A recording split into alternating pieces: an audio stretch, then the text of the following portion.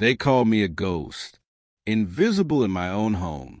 The night of my scholarship dinner, I stood in the living room, wearing a simple black dress I had bought with my own savings. It wasn't glamorous.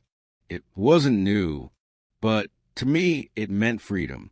My mother looked me up and down and laughed, a sharp, cruel laugh that sliced deeper than words. Cheap fabric. You'll embarrass us. My father didn't even raise his head from the newspaper. He just muttered, "You're lucky we let you live here at all." I wanted to scream, to cry, to tell them that this was supposed to be my night. But instead, I swallowed the words like poison. That night, while other parents took pictures of their daughters in gowns, mine unplugged the iron, so I couldn't smooth the wrinkles from my dress. I went anyway, wrinkled, humiliated, and when I came home with the award clutched in my hand, they didn't celebrate. They left it on the kitchen counter, like trash. But you need to understand, this wasn't one cruel night. This was my life. I was the accident, the mistake, the child who was never meant to exist. And my brother? He was the golden one. He got the car when he turned 16. I got his bicycle with one broken pedal. He got the applause, the endless praise, that "we're so proud of you." I got silence, or worse, laughter.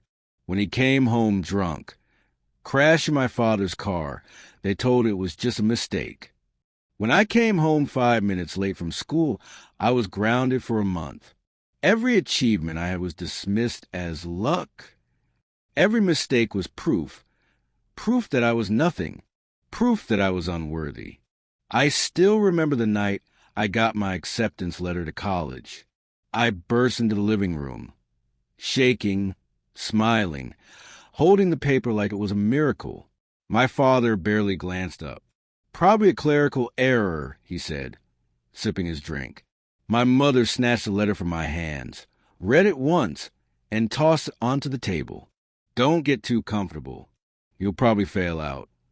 My brother smirked from the couch. "Don't worry," he said. "I'll still make the family proud." And they all laughed. That was the night I stopped expecting applause. That was the night I realized applause was never coming. But ghosts watch, ghosts listen. And while they thought they were breaking me, I was memorizing every weakness. My father's company dinners, paid with money he never declared. My mother's little church trips that were anything but holy. My brother's forged transcripts, the ones that kept him in college while professors whispered about plagiarism. Every secret they thought was buried, I kept. Every sin they thought was hidden, I saved. I learned to smile, to nod, to play the quiet daughter. But inside, I built an empire of receipts. The night it all shifted wasn't graduation, wasn't Christmas, wasn't some dramatic holiday.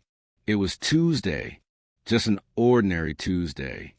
I came home from work and found him at the table, laughing at me again.